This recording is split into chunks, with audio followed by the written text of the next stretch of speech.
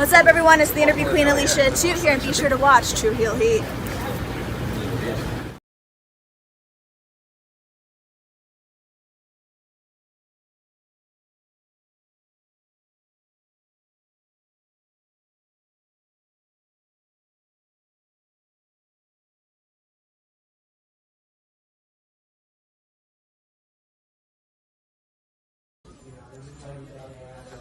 This is the knockout artist, Chris Hero, and if you're looking for some true heel heat, you better listen to them boys.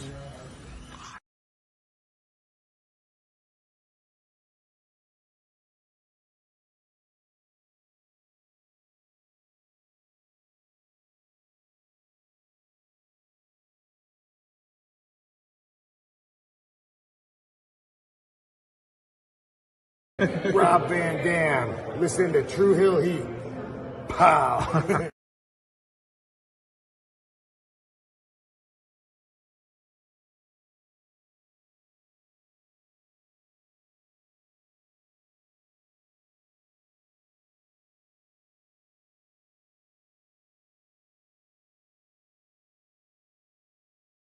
Hey guys, this is Rosa and welcome to True Heel Heat.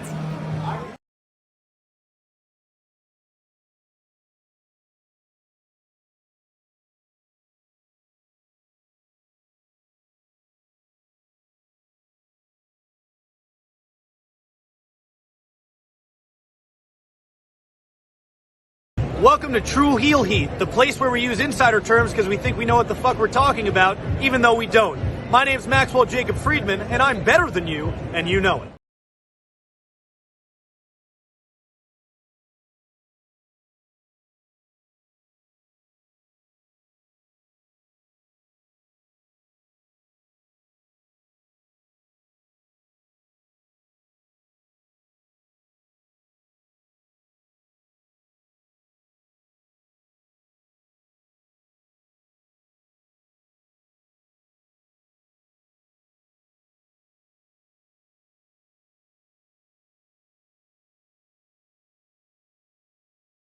I'm serious. I'm not going to sit back and take this fucking shit.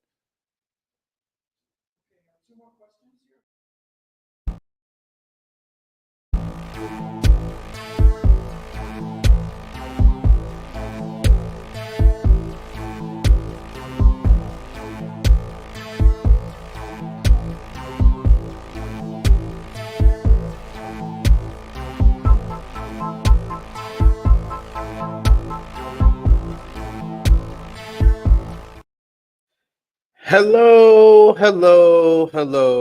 It is me, your True Hill Phenom SP3. We are live on the True Hill Heat YouTube, Facebook, and Romeo's Twitter for Collision Discourse number 38, reviewing the August 3rd, 2024 edition of AEW Collision as only we can. And to do that, I am not joined by anyone once again this week. I'm sorry, guys. I am running solo. A solo review 2 weeks in a row. Sober Guy JJ informs me that he may show up at the end of this broadcast here, this live stream, but who knows, knowing his dubious record. So I am running solo once again with another edition of Collision Discourse. We had a Continental Championship Eliminator matchup. We had Timeless Toni Storm showing up and brawling with Mariah May. We had a fun 8-man tag, even more fun Lucha Libre showcase featuring Hologram, everybody's new favorite on Collision, teaming up with CMLL's own Mystico. And we got a return of Buddy Matthews of the House of Black to discuss on AEW Collision. It was an early edition of AEW Collision this past weekend on Saturday. It started airing at 5 p.m. Eastern time. So I don't know about y'all, but I got my Collision in before I watched WWE SummerSlam, but we're here to break it all down after SummerSlam weekend. We appreciate y'all for joining us live. We appreciate y'all if you're watching us on demand. Show that appreciation back the simplest way possible. Drop the thumbs up on this video. Help the YouTube algorithms. Share this video with all your wrestling fans, friends, and family on all your favorite social media platforms. If you're new to the True Hill Heat YouTube channel, hit that subscribe button, hit the bell to stay notified for all the great content here. You had a good weekend of some new subscribers, so welcome to the channel. If you're one of our new subscribers that joined us over the weekend with all of our SummerSlam coverage, the True Hill Heat YouTube channel covers it all from professional wrestling, whether it be WWE, AEW, New Japan Pro Wrestling, TNA, Mexican promotions, independent promotions. We cover it all here on the True Hill Heat YouTube channel. So welcome aboard. Hit the bell to stay notified because we always have content here, whether it be live streams, videos, interviews, shorts, whatever you need from the True Hill Heat YouTube channel. We are here to give you that. And for the live streams, we love to interact with all of you and hear your thoughts, especially when I'm running solo. I need your help, guys. You are my co-host here to dictate the conversation of what we're going to discuss here on Collision Discourse involving AEW Collision from this past Saturday. So sound off in that live chat. I'll interact with all of you guys, whether you're watching us on Facebook, YouTube, or Twitter. But of course, if you want to make sure your comment is highlighted on screen, you want to make sure you're supporting the True Hill Heat YouTube channel, you got a couple of different options. You can hit the money sign and send a super chat donation. Any dollar amount matters. It goes back to the contributors that you see on screen with us here. And when I'm running solo, all the super chats go to me. Fuck Sober Guy JJ running from the grind. Kidding. It's all jokes. It's all jokes here. We had Romeo running from the grind yesterday. We got Sober Guy JJ running from the grind today. It's all good. It's all good, guys. But yeah, send those super chat donations. Always appreciate that type of support. You can also hit the join button and become a member of the True Hill Heat YouTube channel for just $1 a month. You get in-chat perks. You get to be a part of the channel even more, and you always get your highlights commented on screen. And of course, you can also become a Patreon backer. $3 a month gets you exclusive content. The True Hill Heat Prediction Championship will be back. It will be back. I promise you guys. I was really missing it this past weekend when I was 7 for 7, 8 for 8, if you count Roman Reigns returning, 8 for 8 from SummerSlam this past weekend. But that's going to come back. But most of all, that's the best place to keep the channel going. And I know I Make Beats is one of our Patreon backers. Thanks for joining us today. He says, Sup SP3, my man. He says, only caught half of Collision, busy weekend with SummerSlam and stuff. Definitely understand. And guys, if you didn't watch all of Collision, don't worry. I'm here to watch it for you. So I got you back. I got you. He also says Christian Cage is the greatest and my father. He's my father too. So we're brothers. We're brothers. We this is why we're here. We're here. I Make Beats. We're here. We got Eric Isaacs in the chat. He's always in the chat here. Thanks for joining us today. He says, ATHH fam, can't wait for the bull rope match between Rosa and Diana. That's going to be good. We got Toni and Mariah really picking up steam. We also got Luchasaurus is going to snap on the Christian family so hard it will be cinema. They're really building it up. They're giving you little trinkets. I don't know when they're going to pull the trigger on that, but that seems like something they are very much slow burning for the time being. We also got Alex Powell who says Christian Cage is a great role model. Indeed, he's my role model. He's my father, guys. And we also got Chuck Barris who says, what's good, THH fam? What's going on, good sir? He says, I'd love to see Mariah slap the shit out of Toni, bitch ass, LOL. Great clapback. She says, can I speak? Can I speak now, bitch? Hit him with the Okie. Hit him with the comeback. Like, speak, bitch. Come on now. Oh my God, Shivani. What the hell is wrong with you? Redemption for our sweet Mariah May. We also got here, Power Driver Finisher says, y'all missed nothing. I like this episode of Collision. But I don't miss anything. That is true, Power Driver Finisher. You called me the speedball Mike Bailey of wrestling podcasts, and I gotta keep up to the reputation. I'm everywhere, covering it all. We also got I Make Beats. He says, we all siblings here to Father Christian. Indeed. And yes, Power Driver Finisher. Tony Schiavone then turned into a whole bit. He was about to apologize, and then he had to shut up. He was like, let me just shut my bitch ass up. Shut my bitch ass up. But yes, let's talk about AEW Collision from this past Saturday. Once again, from the esports stadium in Arlington, Texas. And we're going to have a run-in. See, I knew I had a co-host somewhere. You going to be my co-host? Yeah. Yeah, tell the people, like, share, and subscribe. Okay. You're watching something on your phone, and I don't want to get copyright strike, so it's understandable. She had to go. But yeah, esports stadium in Arlington, Texas. The show kicked off with the AEW Trios champions, Christian Cage and the Patriarchy. As always, Tony Schiavone and Nigel McGuinness were on the call. Christian, holding all 3 Trios titles, said that his road back to the AEW World Championship began with the Trios titles, and he disciplined the fans in the difference between a belt and a championship. He says this is a title, not a belt. In a showing of good grace, though, Christian awarded his son, Nick Wayne, the prodigy, with a title belt, saying that he has made him so proud and he has grown so much since coming under his wisdom. Christian then told Killswitch that the Patriarchy does not work without their finisher. He says that's why he named him after his finisher.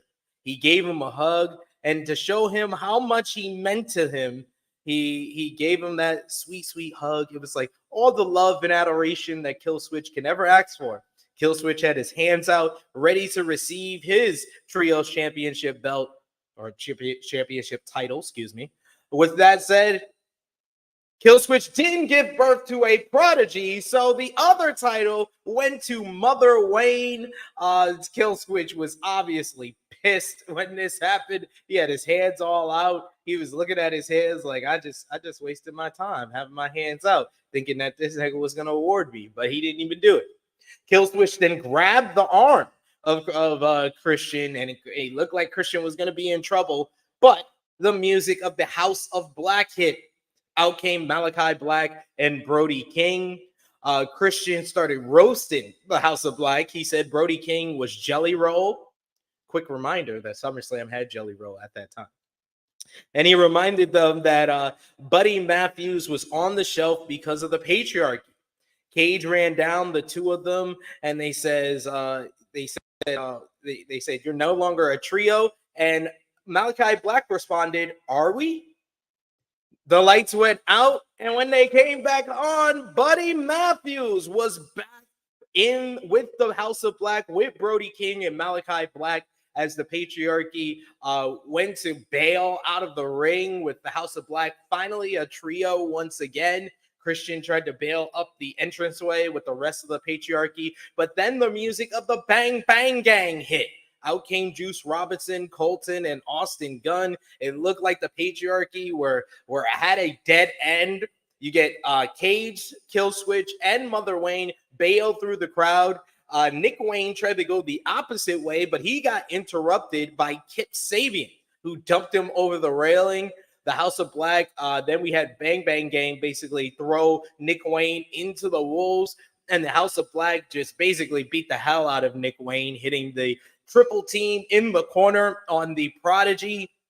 With Nick Wayne dispatch, you get Malachi Black, who goes to pick up the Trios championship that Nick Wayne left behind. But in came Juice Robinson to grab that half of the Trios championships. And he had a little tug of war between the two, a face-off between the Bang Bang Gang and the House of Black, who the House of Black did defeat the Bang Bang Gang prior to Buddy Matthews getting injured and getting taken out by the Patriarchy. I thought this was a good segment to kind of set the stage for the Trios division. I've been liking over the last month and a half, 2 months, how much focus has been on the Trios championships throughout AEW Collision. Of course, I've been the first person to complain about some of the decisions that they did with the Trios championships, like stripping the Bang Bang Gang of them. But there's no denying that there's been a strong focus on the Trios championships and building out stories. And now with the Patriarchy as the Trios champions, a bona fide heel trio, you got the very popular, especially in Arlington, Texas, Bang Bang Gang, as well as House of Black, two trios that were heels for the better part of the last year, but have now kind of done slow burn babyface turns. And now you got the Patriarchy in the middle. It's going to set up for what I believe, and I've been saying this for a month now, a three-way for the Trios Championships coming up at either All In or All Out, since they're 2 weeks apart. But I would love for these guys to get the opportunity inside Wembley Stadium. So I hope that this three-way for the Trios Championships goes down on August 25th. But good stuff here. Solid segment to kind of set the stage for the Trios division. We got MCATs, who's echoing what I'm saying three-way trios match at All In. It seems pretty obvious at this point. Seems pretty obvious. That's where we're going. We also got Frantic World, who says, "What's up, SP3 and chat? Luchasaurus hurt himself and doesn't get the six-man title." SMH. Yeah. Hey, you should have gave birth to a prodigy. If he gave birth to a prodigy, he would have a title. That's not Christian's fault. That's not Christian's fault at all. What are we talking about? We got Power Driver Finisher. He says, "How dare Luchasaurus bite the hand that feeds him? Does he forget who tosses him bones to chew on?" Exactly. Christian gave him a home. Christian showed him the way. He's a former TNT champion, a former World Tag Team champion, and a former Trios champion under the guidance of Christian Cage. We all want our father to be there for us like Christian is for Killswitch. He should be more grateful. Got the good brother Christopher in the chat. He says, "Congratulations to Buddy Matthews and Rhea Ripley for getting married." Indeed. And congratulations for Buddy Matthews for getting married to Rhea Ripley. He's the one that deserves congratulations. Mike Beats, who says, "I miss Jay White, but we got Juice back, so not all bad." Yeah, I'm hoping that that Jay White gets the opportunity to, get healthy and come back. I know he's probably not going to be back in time for All In, but hopefully it was reported by Fightful Select that he suffered a foot injury, and that's why he's going to be out of action for a while. We didn't get an update on when he should be back, but I'm hoping he's back soon. We also got I Make Beats, who says, "Dirty Dom versus Buddy Matthews, Forbidden Door 2030. I think by 2030, Buddy Matthews will be back in WWE to keep watch of his mommy. He's got to keep watch of his mommy." And shout out to Buddy Matthews for the nice tweet saying, "TK, can I go help mommy real quick?" Absolutely. I Make Beats, who says, "I like all 9 of those guys. That Trios three-way is going to pop. Should be really good, especially with Christian Cage kind of as the centerpiece of the whole Trios division right now." Power Driver Finisher also says, "Christian legit goes on TV so he can father us from his place of work." It's so great. I wish more fathers had, cameras to film them so they can be good fathers like Christian Cage. It would be great. It would be great for all of us. And I wouldn't be surprised, since Christian is so good at laying these type of matches out. What if they make that three-way for the Trios titles a ladder match? I mean, Wembley gonna need some stiff matches, so throw the ladders in there. I think that Christian would do great laying out a 9-man ladder match because he's Christian. He's Christian Cage. We go backstage to Lexi Nair. She has an interview with the Ring of Honor World 6-Man Tag Team Champions Dustin Rhodes and the Von Erichs. Rhodes puts over the connection between the two families, saying that it's 2024 and the Rhodes and the Von Erichs are back on top. The Von Erichs talked about how proud they were to be champions alongside Rhodes, and they did it in front of their father, and they're going to keep rolling with this momentum that they got. Sammy Guevara then steps in after his recent return on Ring of Honor TV last Thursday.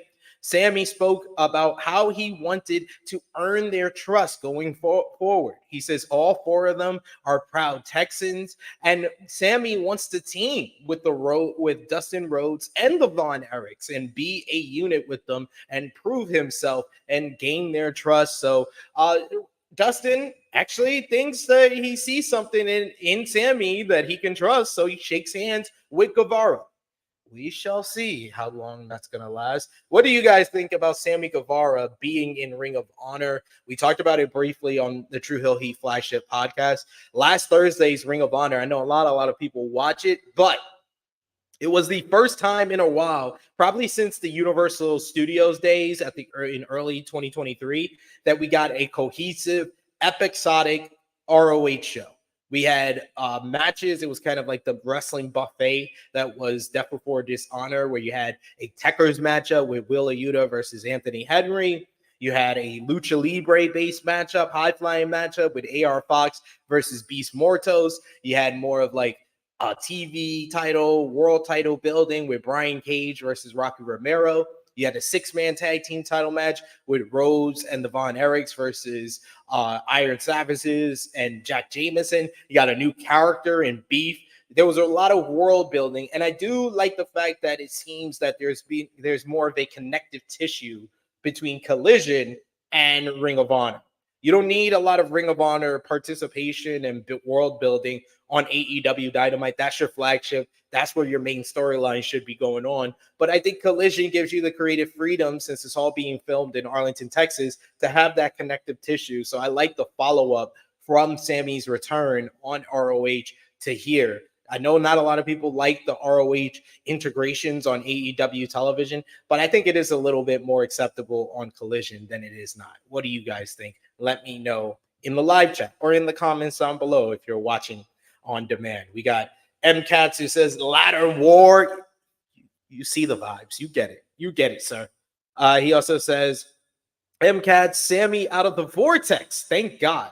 Sammy said, I do not want to get stuck in the Jericho mid-card vortex. He's like, I'm sick of being his sidekick, ladies and gentlemen. Let me move the fuck on. I'm proud of you, Sammy. Proud of you. Next up, we get our first matchup of the night. It is more Lucha Libre action, as you got Hologram in his third week on AEW Collision. This time he is teaming up with the CMLL top star Mystico to verse the premier athletes Ari Daivari and Toni Nese, with Mark Sterling in their corner. We did get footage of Mystico being attacked recently by Chris Jericho in Arena, Mexico. And the two will face on CMLL's 91st anniversary show in September. Mark Sterling came down to the ring and mocked Hologram and Mystico with the premier athletes, saying that they should be in Paris with the other gymnasts. This sly bastard. He said that they would be losing here instead in Texas in front of the fat people. Not now. I'm sure Paris has its share of tubby folks. There is a lot of baguettes and some really good food in Paris. Just saying. Hologram and Daivari started things off with Hologram having the advantage until Daivari used the mask to pull Hologram into the corner. Hologram slipped by Nese to get the tag to Mystico, who vaulted off of Hologram's back into a head scissors on Nese. Mystico caught both premier athletes with the arm drag head scissors combo before the luchadors sent the premier athletes to the floor with dueling drop kicks. After their commercial break, the athletes had the advantage on Mystico until he hit a handspring back elbow onto both men. Mystico got both men out of his way before tagging Hologram, who ran wild on both athletes. Hologram hit a wild-looking hammerlock slam for a near fall. Nears got the hot tag and caught Hologram with greetings from Asbury Park for a near fall before Mystico broke it up. Hologram got caught off by Mark Sterling, so he hits a crazy-looking dive onto Mark Sterling, who got crushed against the barricade to a big pop from the crowd.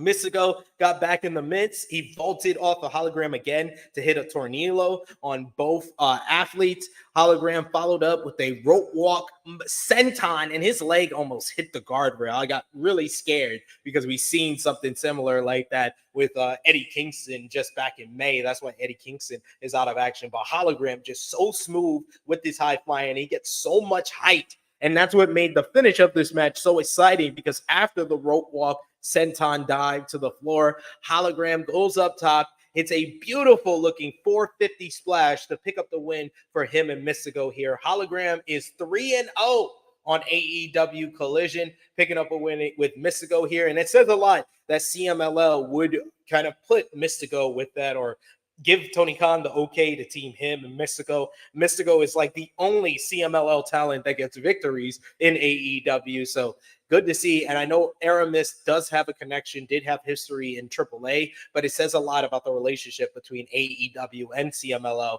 that they put their top star in there with someone who is just trying to, get his feet under him in AEW and Hologram. And Hologram, man, the crowd in Arlington love him. They love him so much. We got Alex Powell, who says Hologram in Arena Mexico is gonna be dope. I agree indeed. We got I Make Beats, who says better for Collision because they just let it go to waste after Punk departure. Yeah, but we've been seeing, like we've been saying here the last couple of weeks on Collision Discourse, since they went to Arlington, it has a different vibe to it. So I've been enjoying Collision over the last couple of weeks, especially in the esports stadium.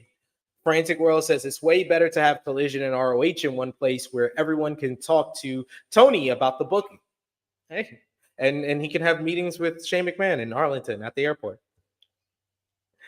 Hologram said, we got MCats, who says Hologram is great, but what's his ceiling in AEW? TNT title? I can see him one day winning the international championship or, international championship, something like that. TNT title, I don't know, because they do kind of give think of the TNT title history outside of like the Sammy Guevara's, Scorpio Skies. They've had like top stars win that, like Cody Rhodes, like Darby Allin, like Adam Copeland, Christian Cage. So I don't know if that's his ceiling. I think his ceiling for now would be the international title, but we could see if he goes higher. We'll see how over he is when you get out of Arlington, Texas. MCAT saying, damn, SV3 calling Paris fat. I agree. I mean, I didn't say it. You did. We got Chase in the chat. Thanks for joining us, sir. He says, I like this esports stadium for Collision. Yeah, Collision needs more resonancy. It needs like to be in a smaller place where you can get like a loud crowd that's in there to get excited, to get into the action. It's giving it a really good feel right now in for AEW Collision. And like I Make Beats agrees, so it's definitely been better. We also got Chilling with Chase, who says, I think Hologram would be a good international championship. And I mean, after his banger with Beast Mortos, I think the sky's the limit for Hologram. But for now, I would say his ceiling is the international championship. Alex Bowles says Collision should run Hammerstein Ballroom or Manhattan Center. I would love that. I think Hammerstein Ballroom is one of my favorite places to go see wrestling. I think it's right behind Madison Square Garden. I mean, most of the places I've seen wrestling is in Hammerstein Ballroom and Madison Square Garden. But I think Madison Square Garden is number one for me, and then Hammerstein Ballroom is number two. So I would love to see Collision over there and Ring of Honor back in the Hammerstein. But after that matchup, we got a recap of the recent events between Jeff Jarrett and Bryan Danielson ahead of their matchup next week on Dynamite. Then we get Mariah May, who comes down to the ring. She makes her way to the announce table with her Owen Hart Foundation title. She and her bloody shoe as well. Nigel McGuinness lost any semblance of composure. He gets on his feet, gets out of his chair to welcome May to the commentary table. May gets in Tony Schiavone's face and says, can I speak? Can I speak now? Bitch, can I speak? Tony Schiavone fumbling over his words. He ain't know what to say. I was like, man. Bitch, come on now. Oh my God, Schiavone, what the hell is wrong with you? Shouldn't have been talking shit. You should have closed your mouth and open your ears so you could. Listen up, you prick. Just saying, Tony. I love you, Tony, but you done fucked up. Messing with the glamour. The glamour Mariah May. And the glamour Mariah May done fucked up because she showed up at the wrong time. Because up next was Timeless Toni Storm. She was going one-on-one with Rachi Chanel. Please excuse me if I'm saying that wrong, but Rachi Chanel was already in the ring. Toni Storm made her entrance, but as soon as she saw Mariah May at the commentary table, she beeline for the commentary table, walking down the stairs, catching Mariah May slipping. They start brawling instantly. And I love the fact that May doesn't run away. She wants to smoke just as much as Toni. They start clubbering at each other. She gets the bloody shoe and she hits Toni Storm in the face with it. Out comes Vice Principal Christopher Daniels. He goes and separates the two women who will battle for the AEW Women's World Championship coming up at All In. But that doesn't stop the fight there. Timeless Toni Storm leaps off the ramp, off the stage, and dives onto Daniels and Mariah May.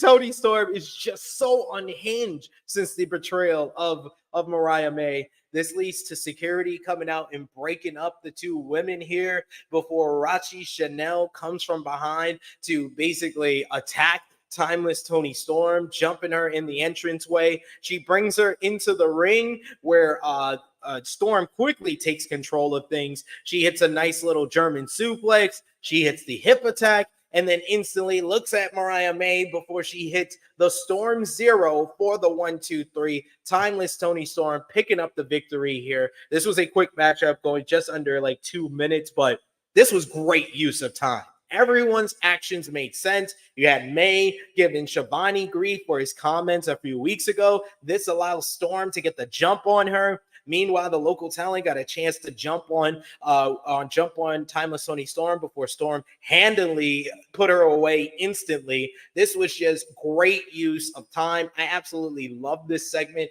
and I'm loving them getting this feud back on track. I felt like there was a misfire with the promo following the betrayal with Mariah May coming dressed up as Timeless Toni Storm, trying to do the Timeless Toni Storm shtick and delivery. It did not work. It did not connect for a lot of people. She did not give us a very good explanation for her actions, but I felt the sit-down interview last week was really well done. I thought Toni Storm, the juxtaposition between how calm and sinister Mariah May came off and how Toni Storm came out so unhinged with the makeup everywhere, looking like a crazy person. I love the return of Timeless Toni Storm at Blood and Guts, and that brawl that they had was so intense. And then her promo work has been top-notch. You can hear the emotion. She feels like she's crying with her voice anytime she says anything towards Mariah May. Anytime she says her name, she starts breaking down. Toni Storm is bringing the character work, while Mariah May is really coming into her own as a full-fledged TV character. These two women are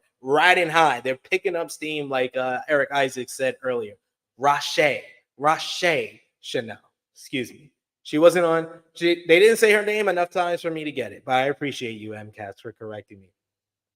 We also got MCAS here who says Mina is coming back to help Toni or Mariah at All In. I mean, I really want to cheer Mina Shirakawa, but is she going to turn on Mariah May, or are we going to get Mariah May versus Mina Shirakawa on the way to All In? I would love that. Eric Isaac says Toni and Mariah's brawl was better than Toni's actual match. That's what this was here for. That's what it was here for, the brawl. We also got Emmanuel who says this was some good shit. Absolutely love what Toni and Mariah are delivering. So does Chase, who says Toni and Mariah, great stuff between these two. We also got Power Driver Finisher. He says this week Toni's going to come out with orange hair and look like the chick from The Fifth Element. She does have her hair wet like the chick from The Fifth Element. Good eye on that. That's a good shout.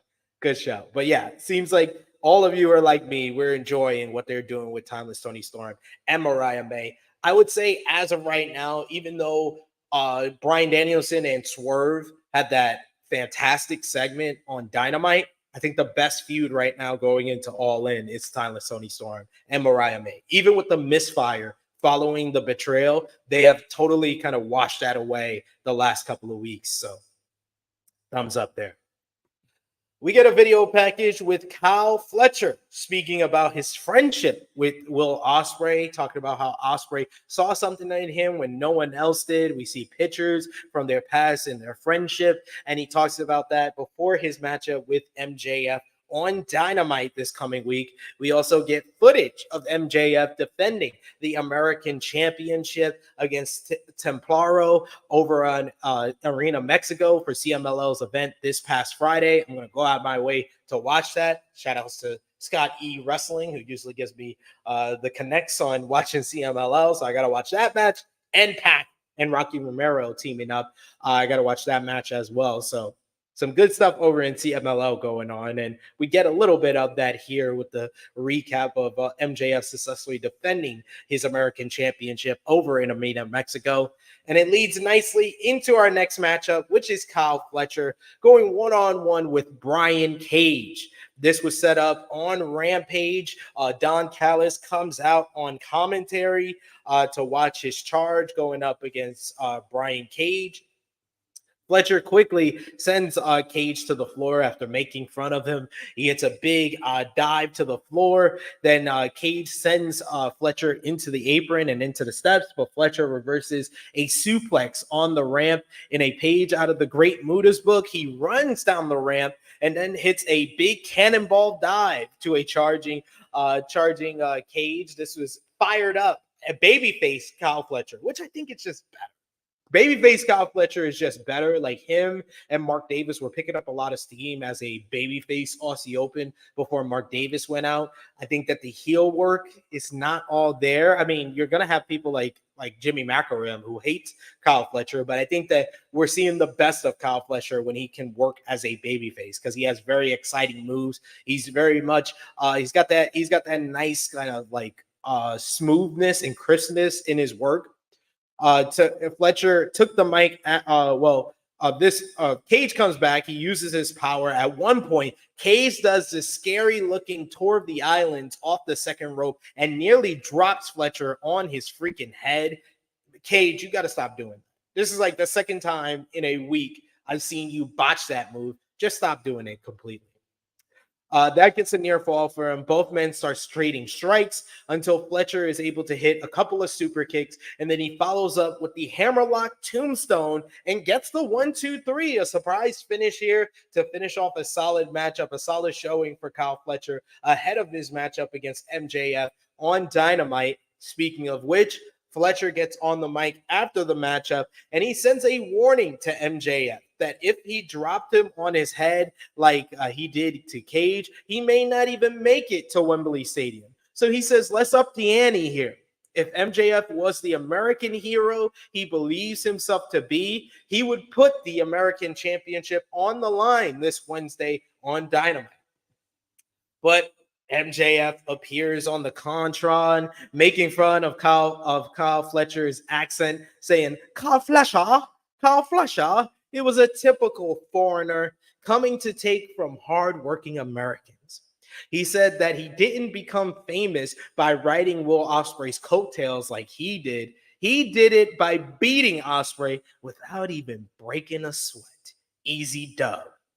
MJF offered Fletcher not an AEW American Championship matchup, but a title eliminator match, saying that if Fletcher won on Wednesday, MJF would defend the title against him the following week, but Fletcher won't win because he is an American hero and he can thank him later.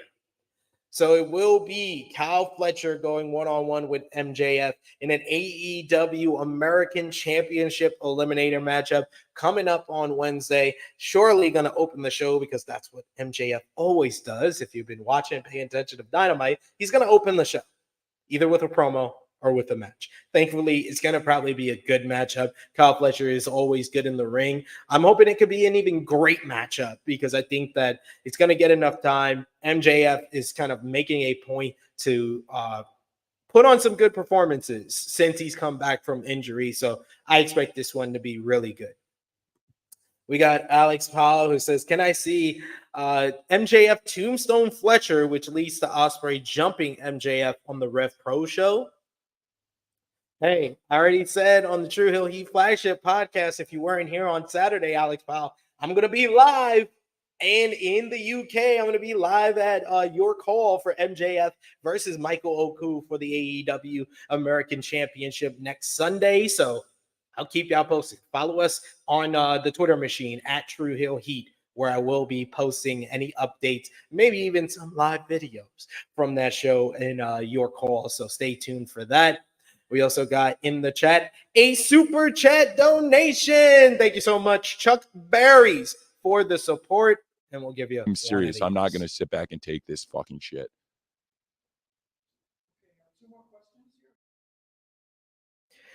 Chuck Berry says, I love how Nigel was talking shit about Shivani once Don joined the commentary table, had him shaking in his boots, in my opinion. I agree with you. And I love how Don Callis kind of praised Nigel McGuinness, calling him the best color commentator in the game today, the best color commentator behind him in wrestling history. I love them kind of complimenting each other so much, like the heels commentators that they are naturally born to be. They're both very good at what they do. I prefer Don Callis more in his New Japan days when he was the #1 Kenny Omega fan, but Nigel McGuinness is the best in the game. PW Illustrated, PWI's #1 color commentator of 2024 so far. We also got in the chat, Emmanuel says, I'm going to need Savage MJF on Wednesday. I hope he gives him the tombstone off the top rope and we get Fletcher stretchered out to build more heat for this damn matchup coming up at Wembley Stadium, which keep your fingers crossed, guys. I think I'm going to be at Wembley Stadium for All In. We got I Make Beats. He says Brian Cage has muscles on his muscles. He's just an absolute beast, a work of art. If they made a wrestler in a freaking factory, it would not be Randy Orton. It would be Brian Cage because he has muscles upon muscles, but it doesn't affect his ability to be a good wrestler and do moves that you don't think guys his size should be able to do. We got I Make Beats who says, I wonder how many jokes MJF will make about Artif when he's over. It's going to be a lot. It's going to be a lot. I expect a promo where he makes fun of that for sure at Rev Pro. Kyle Frantic World says, Kyle Fletcher is a good wrestler. I could see him getting the TNT title one day. One day. Not today. Not in 2024. But one day, I'm sure. International champion for sure in the future.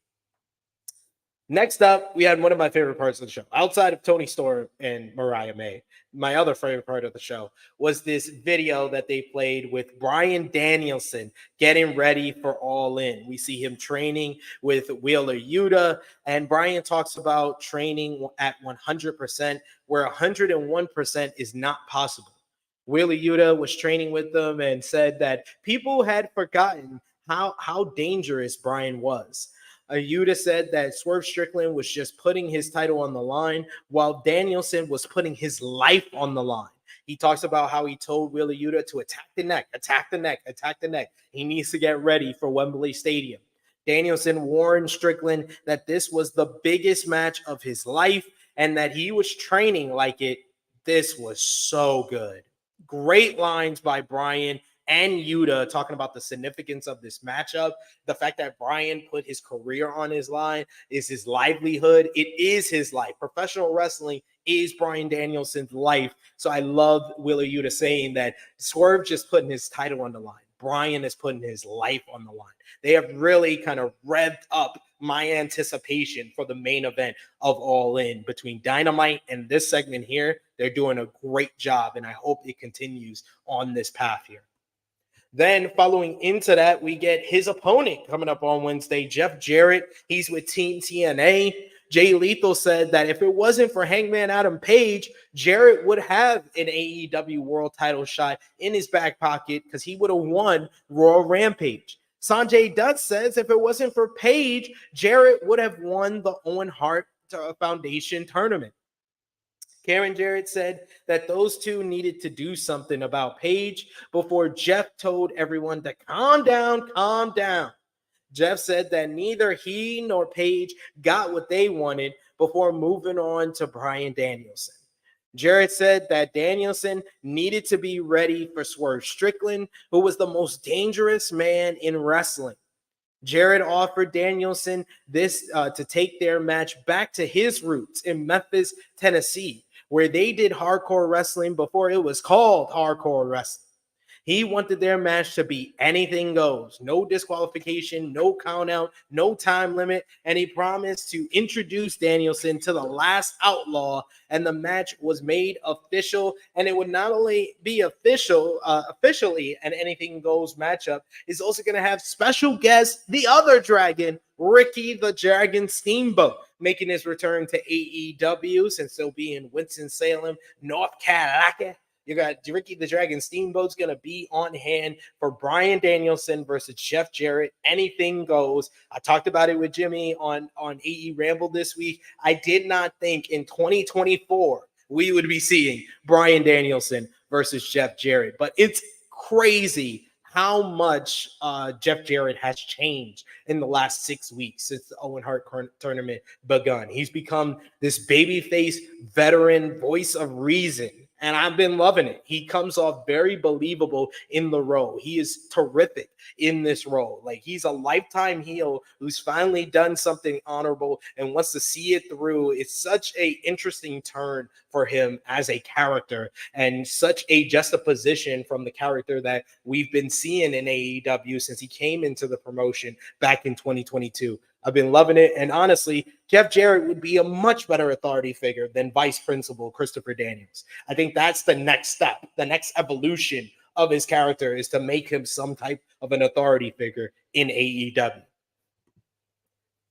Alex Miles says, I need that Nigel McGuinness reaction when Danielson wins the belt at Wembley Stadium. That's my only regret if I do get to Wembley Stadium, if I do go to Allin, that I won't hear Nigel on the call for the matchup. Alex Miles says, MJF needs to come out to Living in America by James Brown or Born in the USA. Born in the USA, I could see. He comes out to Born in the USA. Bryan's going to come out to Final Countdown. We're going to make Tony Khan spend some money from Wembley Stadium for sure. Frantic Girl says 2 dragons and a double J. Wow. Indeed. Indeed. Yep. Power Driver Finisher. He's been on the Jeff Jarrett bandwagon for a while in our chat, but man, I'm loving Pops. I'm loving Pop Jarrett. As Emmanuel says, he is the man. We got I Make Beats. He says, I've been watching JJ since late 90s. He's like a grandpa now. Crazy. Still a great TV character. Great TV character. MCAT says, Jeff Jarrett versus Hangman at All Out, please. I think we're heading that way. If not at All Out, maybe even at Wembley Stadium, at All In. You never know. Next up, another one of my favorite parts of this episode. It was the Continental Collision 3-way matchup between Claudio Castagnoli, Tomohiro Ishii, and Lee Moriarty. The winner of this matchup would get a future shot at the Continental Championship against Kazuchika Okada, and this was for a future date. All 3 men started trading forearms to start this matchup before Moriarty sent both Castagnoli and Ishii flying with a shotgun dropkick to both men. Moriarty used his technical proficiency to clear both men from the ring. He then hit a beautiful low tope onto both men, onto Claudio at first, and taking them out before we went to commercial break. We come back to bodies flying everywhere. We get German suplex after German suplex from all 3 men. Castagnoli took both of his opponents down with double clotheslines, where we get the triple double down. You get love during the commercial break because I was watching the fight feed. We just had a full-on 3-way chop battle. We had chop to chop to chop, left hand chops, right hand chops, chop, chops everywhere. After the double clothesline by Castagnoli, Ishii and Castagnoli were left in the ring. They're trading strikes. Moriarty shoves Ishii out of the ring to attempt to steal a pin, but Castagnoli's able to kick out. Castagnoli then snatches up Lee Moriarty and gives him the giant swing. He goes for a sharpshooter, but Ishii yanks him out of the ring. Moriarty caught a sliding lariat into a crucifix pin, but Ishii came back with a running lariat for a near fall. Ishii and Castagnoli started trading more strikes before Ishii scored with an enziguri that Moriarty tried to steal the pin for again. Moriarty caught Ishii in the Border City stretch before Ishii was able to roll onto his shoulders for a near fall. Moriarty hit a sunset flip on Castagnoli that resulted in Ishii getting suplexed at the same time. The 3-way offense was so good in this matchup.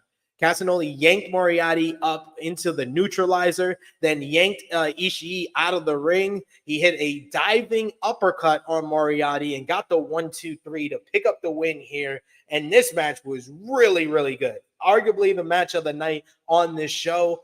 But man, oh man, it got me so excited that we are getting a Claudio Castagnoli versus Kazuchika Okada matchup for the Continental Championship. So I see this going one or two ways. I think that this can easily be the matchup for All In at Wembley Stadium. Claudio Castagnoli versus Kazuchika Okada in front of 40 to 50,000 in Wembley Stadium. No one's going to complain about that.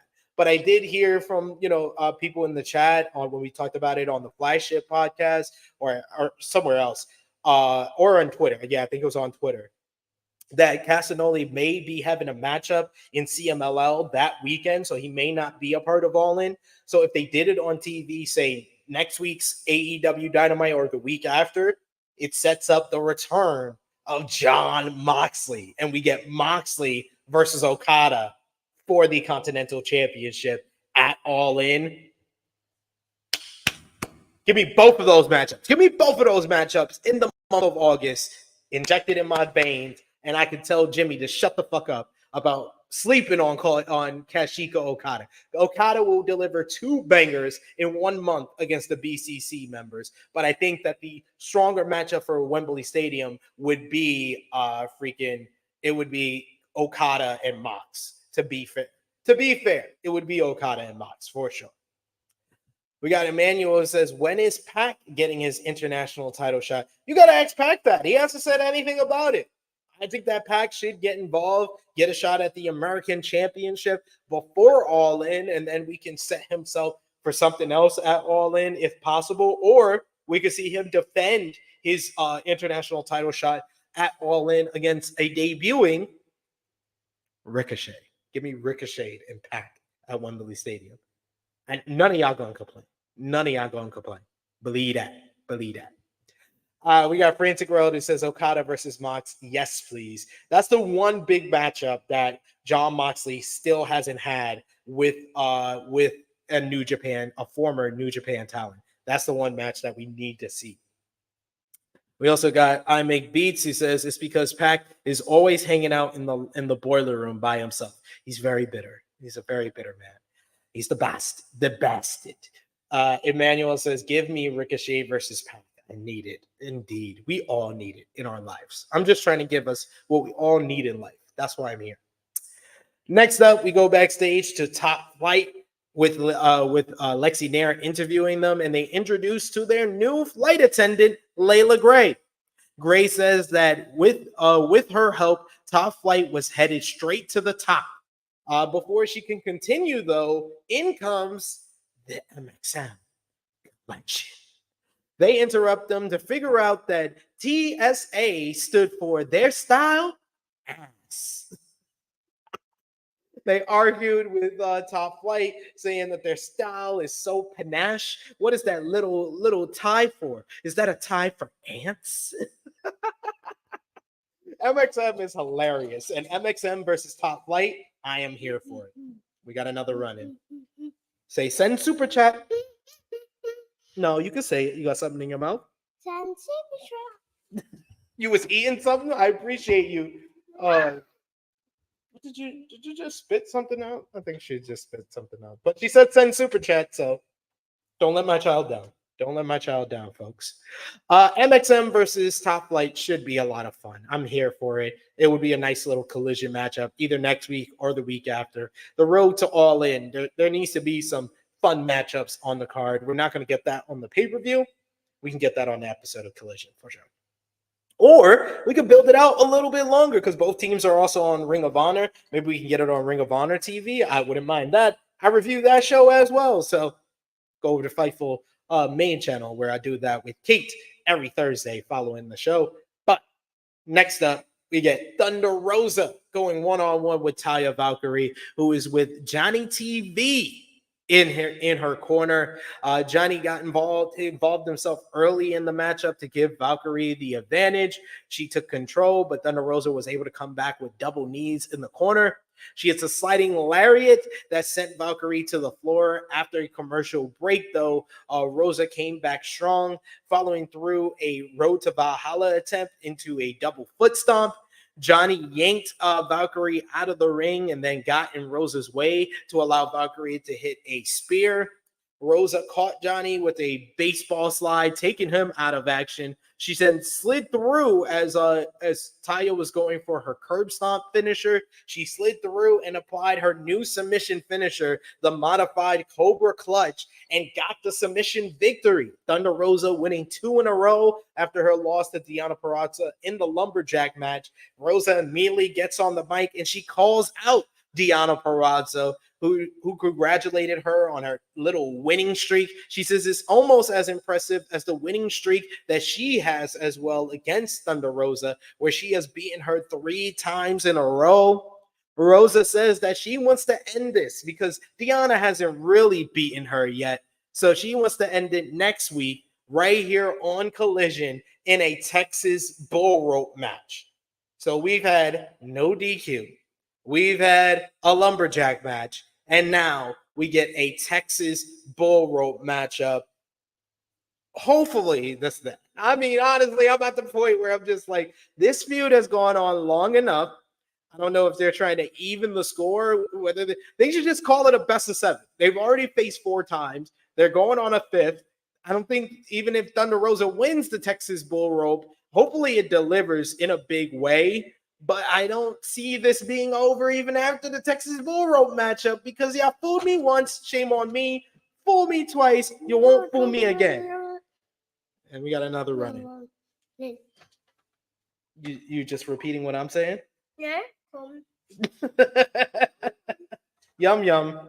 I don't know what she has in her mouth. Is that a sticky man? Yeah.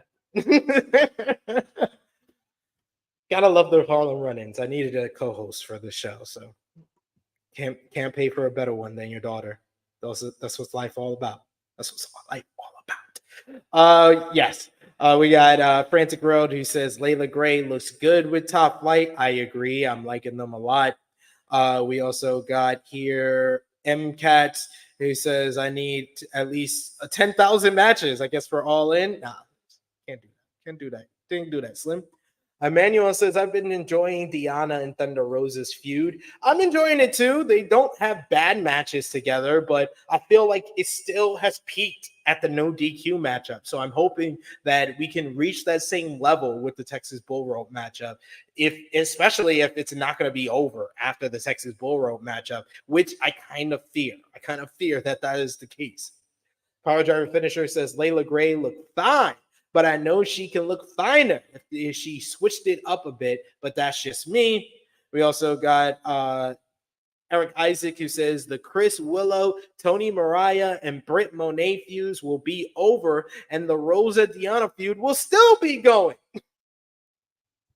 I'm hoping that they finish it. Like Texas Bull Rope matchup, that should be over. Thunder Rosa gets the win, and both of these ladies can move on. We get Thunder Rosa back into the AEW Women's World Title program, especially if Mariah May is going to beat Timeless Toni Storm after All In. She's going to need fresh challengers.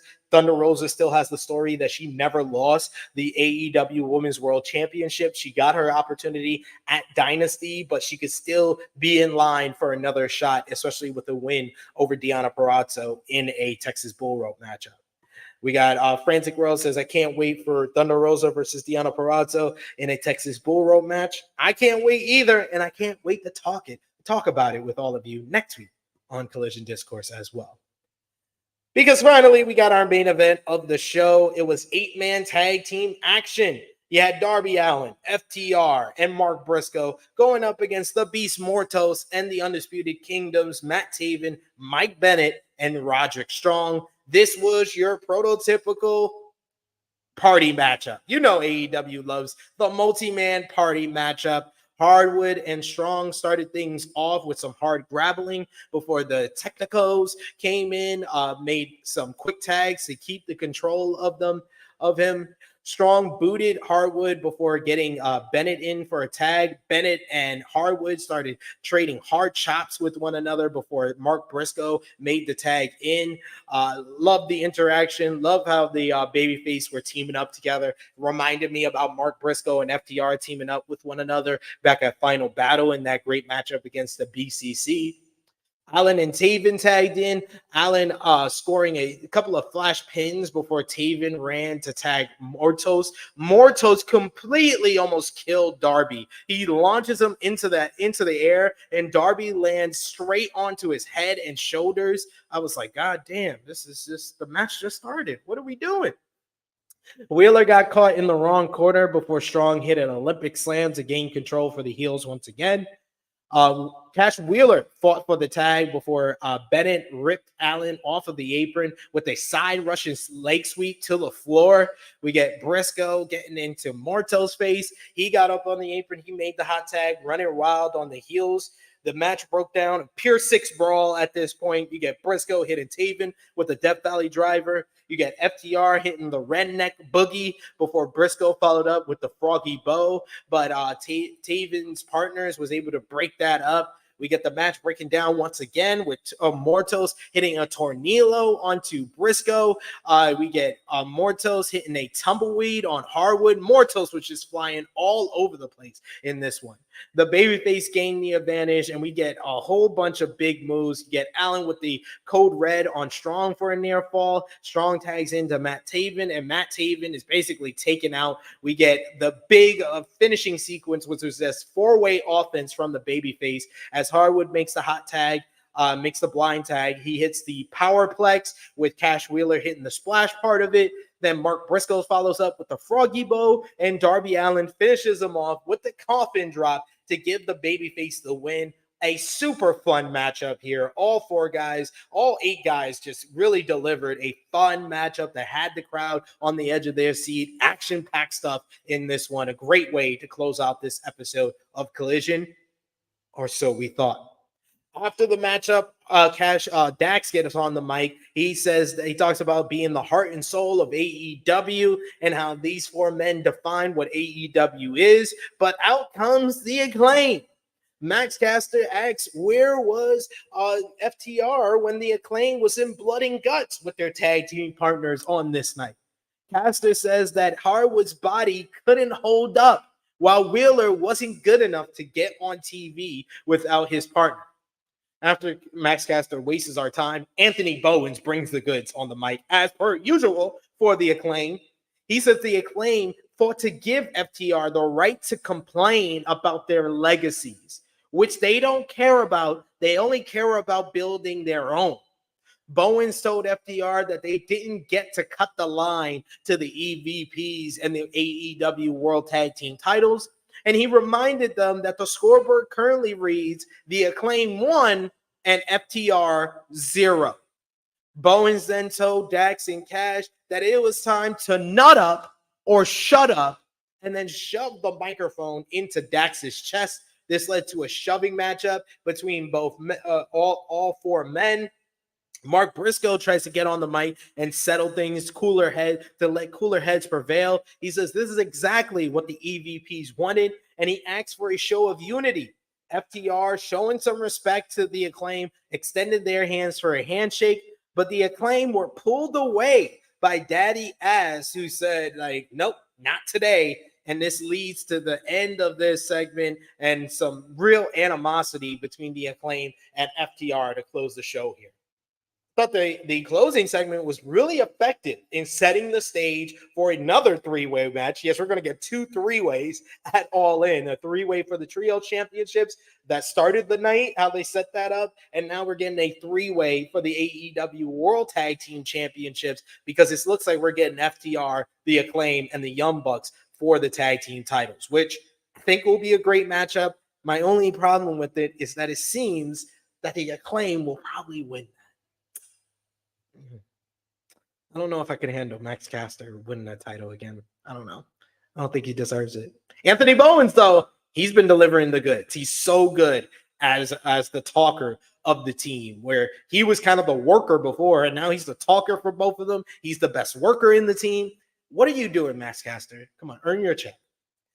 I Make Beast says Beast Mortos is fucking great. I'm going to have to watch this match. Please do. Beast Mortos is my favorite luchador in the business right now. We also got Power Driver Finisher. He says, yeah, the collision I went to had FTR and Garcia versus Patriarchy. which was fun, but I wish it ended with Danielson and Hechicero, which is one of my favorite Collision matches of the year so far, prior Jarrett finisher.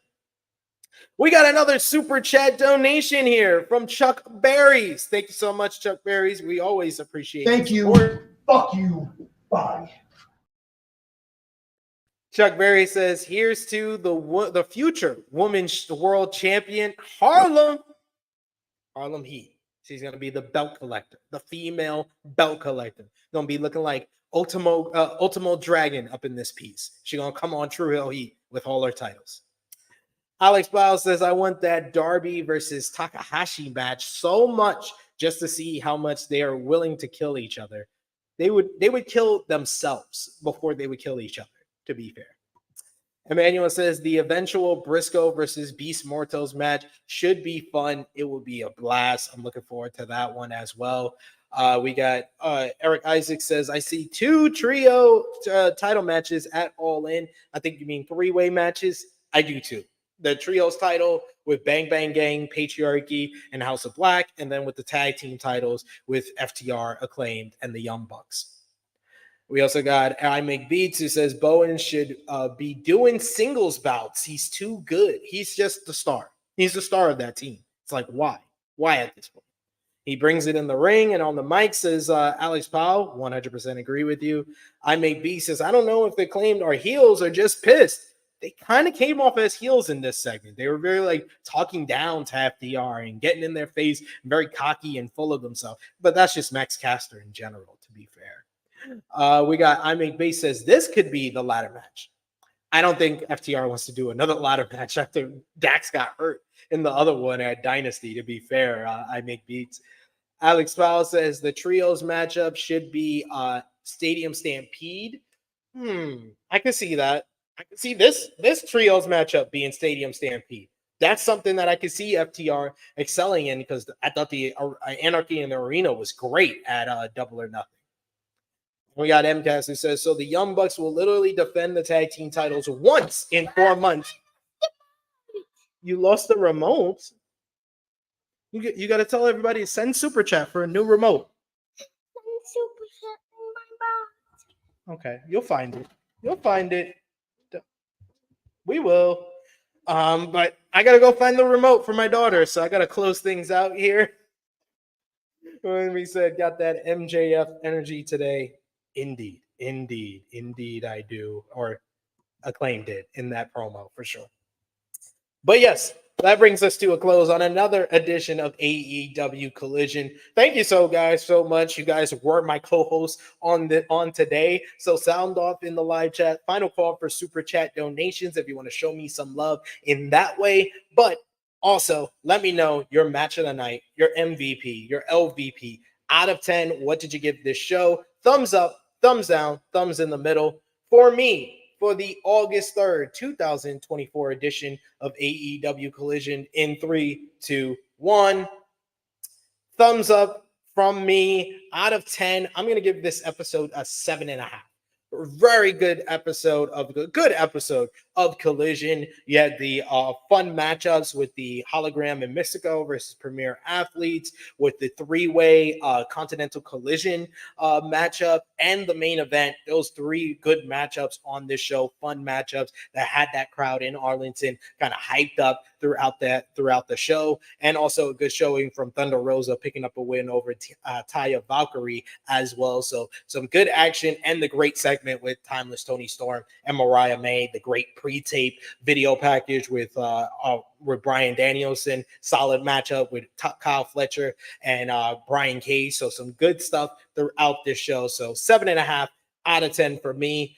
My match of the night, I'm going to go with the Continental Collision 3-way with Claudio Castagnoli, Lee Moriarty, and Tomohiro Ishii. My only nitpick on that match is that Lee Moriarty just won the Ring of Honor Pure Championship, and he had to lose here, so to each his own on that one. MVP for the show, I'm going to go with Timeless Toni Storm. Timeless Toni Storm just was fired up. She's doing excellent character work ever since the betrayal of Mariah May, and she was great in that segment, that fired up segment, jumping off the stage and getting a quick victory over Rache Chanel. LVP for the show. You guys are on it. I make beats. Power driver finisher. It's Tony Schiavone because Mariah May done punked his ass out. Shut the man. How about you say it to yourself? You gonna say it to yourself, Tony? Well, speak, bitch. Come on now. Oh my God, Schiavone. What the hell is wrong with you? Yeah, speak now, bitch. Huh? Take that. But yes, Tony Schiavone is my LVP because he punked out when he got confronted by Mariah May. We got 7.5 out of 10 from Power Driver Finisher. We got I Make Beats who says Daddy Ass MVP. Hey, teach us on.